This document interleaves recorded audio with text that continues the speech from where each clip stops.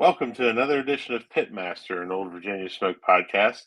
My name is Luke Darnell, Pitmaster of Old Virginia Smoke, and your host today.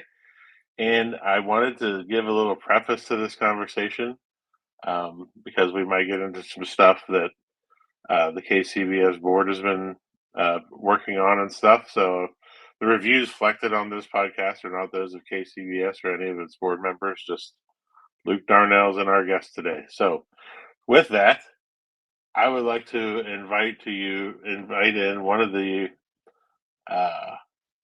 exciting young cooks that's out here on the East Coast, and has got one of the coolest names in barbecue, Josh Yagel with Leaning Jowler Barbecue. What's up, fella? What's up, Luke? How you How you doing, doing, buddy? I'm good. Oh, I'm hanging in there, keeping busy. Yeah. So why don't you tell everybody what is a leaning jowler? Probably the most common question I get day in, day out at a competition. So when I was a kid, there was a game that I used to play with my parents called Pig Mania.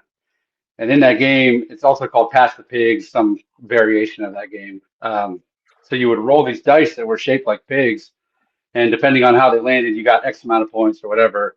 And the hardest thing to roll in the game was called a leaning jowler. So when I was trying to come up with a name, I'm not super clever sometimes. So I went back on Old Reliable, dug deep into the bag, and came up with that one. I knew it was pig related whenever you first started competing, and it was one of my. I don't know. It's weird when I'm at a contest and I hear a name that I like. So every time that you would get a call, I just go Jowler. Yeah, I always hear it. And then that turned into whenever I met you, that's all I called you. And I didn't know your real name for like a year. That sounds about right. Most people don't. And I called Little Bear for a long time until he friend requested me, and then found out his real name, and I was very upset. I didn't want to know his real name. Anyway, welcome to the show. Yeah, thanks, man. I'm glad to be on. You're in the midst of a backyard campaign this year. You're currently 8th in KCBS backyard. Yep. What's your goals for the season? So I came into the year really trying to chase points. I kind of determined preseason that this was the year I was really going to go after it. I went for it pretty aggressively last year. I think I did right around 20 comps last year, 19 maybe. So I decided this year, I'm basically going to run a similar schedule to last year, but add in a couple, one or two other ones just to really try to fill it out and really make a run for it. So season hasn't panned out exactly as we wanted to so far. We're getting a lot of good calls. Just the number one's evading me so far. So.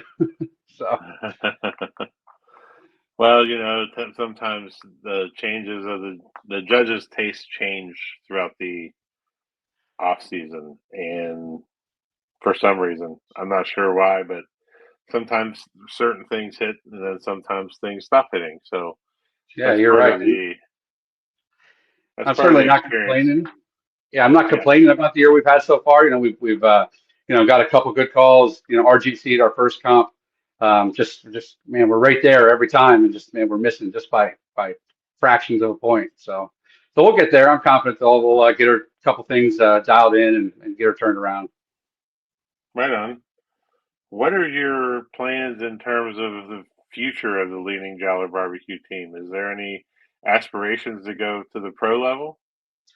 Yeah, so going Masters is definitely in the picture at some point, but I have a couple of hurdles that really stand in my way. Probably the biggest one, I think, being I don't have a teammate. I basically run solo. I have kind of a teammate by committee system, so I have lots of family and friends that are always willing to come out and help. So I have yet to cook a contest completely by myself, but I'm cooking with somebody different pretty much every week. My dad cooked with me a lot last year. He was really my go-to guy last year, and he broke his ankle in the off season, so he's kind of hauled up here for the next couple of months. So I've had some buddies out.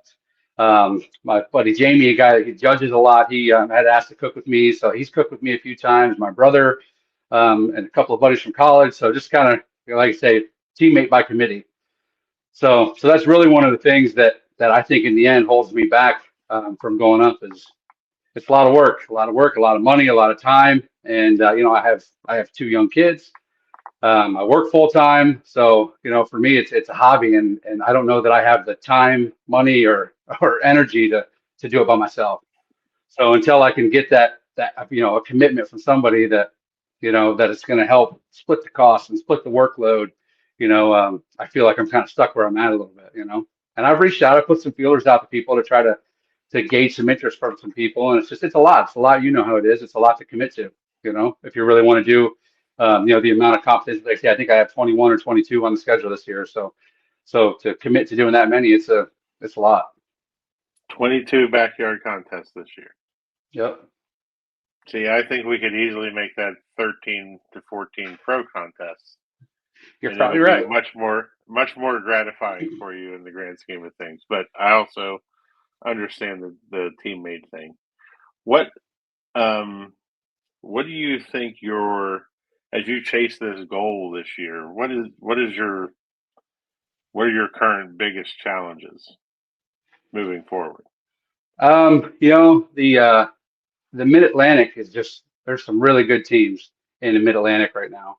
So like I say, getting those first places are where sometimes in the past there'd be certain comps where I would kind of go in expecting that I had a real good chance to get a first place, and now it's almost every comp I'm battling a large group of teams that could win on any day. So I think one of the biggest challenges is just the skill level of teams that I'm competing against week in and week out. A lot of the teams have really upped their game, and it's just made it a lot more competitive, which makes it a lot more fun in my opinion, but a lot more difficult to really get the points that you need. What did you do in the off season to up your game? Not a whole lot. So for me, I have like I say, I have two young kids. One of my kids has autism, so he has some special needs that I really have to attend to. So a lot of my off season is really I focus on family. So for me, a big part of my off season is just regrouping, recharging my battery, spending a lot of time with family that maybe sometimes get missed out on a little bit during the season. I really try to involve my family. I bring my kids, especially my oldest Cooper. He comes with me all the time, every chance we get. My girlfriend a lot will bring my youngest son. Anytime that she's able to come, she'll bring him along. So I get to spend a little bit extra time with them there. But like I say, my off season really is I'm not focused on barbecue. I'm really not. I'm focused on my family and getting that time back that I might have missed a little bit during the summer. Yeah, I get that. That was a hard time for us too. Whenever we first jumped all the way in and cooking 25, 30 times a year, and you know we didn't see anybody. That's what Yeah, we knew, and you got to develop a balance. What's for the sure. immediate future like? Like, what's the next month look like? So next month I'm off this coming weekend, and then I'm in Morgantown for Twin Valley Fire and Smoke the weekend after that, and then we head south to Tennessee for the World Invitational in Lebanon, um, and we're cooking I'm teaming up with Eric King from Uncle Dubby's Backyard Barbecue, and we're cooking the Masters Open together on Saturday, and then cook the Invitational obviously on Sunday. Then I think I'm off for a week or two after that, and then I have was it York County Barbecue Festival, I think, right after that. Or no, I'm sorry, Catskills Barbecue in Grantsville, New York. So it's pretty packed full. And then it kind of tapers off a little bit after that. Then I kind of dial down to about one a month. But usually they're doubles. I try to work. It's a turn off for me to not go to a double. I do almost the same amount of work for a double as I do for a single. So if I can't get a single, I try to stay away from as much as I can to get my best bang for my buck. But yeah, so it's So you, pretty busy couple weeks. so you and Dubby are teaming up to cook the Masters at KCBS Worlds. Yes, sir. We did it last year too, and we fared pretty well, and we were happy with how we finished. I think we finished like 45th out of 118 with a 25th pork, I think, and like a 40th chicken, I think it was. So I'm gonna need a piece of that brisket down there. oh, actually, it's funny. we cooked our brisket last year, and that's really what killed us because we ended with I think we had like a 687. And we thought our brisket, when we were all done with our turn-ins, oh man, our brisket, that's the best thing we have, like the best thing we turned in. And we got slaughtered. This is the worst score we got. We got like a 163 or 64 or something like that. So it's funny how that shook out. But Yeah, that kind of happens from time to time. It's the hardest meat to score in. yeah, for sure. It is not the easiest thing. Um, that was where we really got to know each other last year. Was the Yeah. KCBS Worlds. Yep. I love that contest. I think it's a good contest. I love that they do that fantasy draft thing. Whoever does Yeah. it, I think it's Mandy that You were does my that. first pick. You were my first I pick. know. I remember. I was sitting there like Shador Sanders, going, "I'm here, motherfuckers! Like, what are we doing? Is anybody And going to take me?" I looked over. I was next to you. I said, "Nobody's picked you yet, have they?" I said, "I'm up here in a couple picks." You notice I didn't pick myself in that draft. Right. It paid off, if I recall. It did. I had you and Hand Squad, I believe, and so between the two of you, I think I don't know, I got like fifth place or something like that. I won a couple $100, I think. Yeah, that's awesome. That's awesome. So, what in terms of this points chase, like, how far? What's the furthest you're driving? So Tennessee is pretty much it, but that's to be expected, I guess. Outside of that, we have a bunch in Virginia.